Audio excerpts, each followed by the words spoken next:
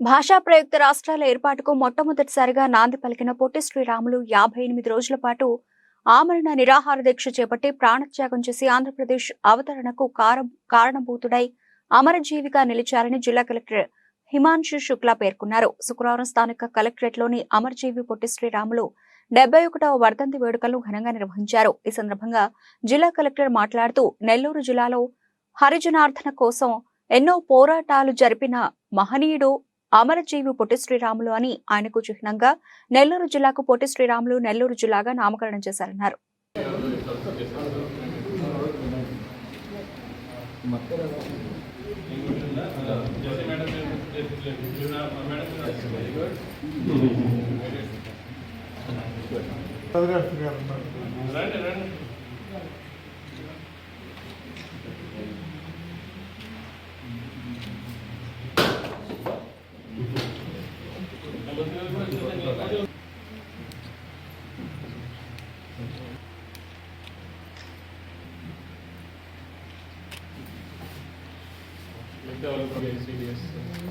madam right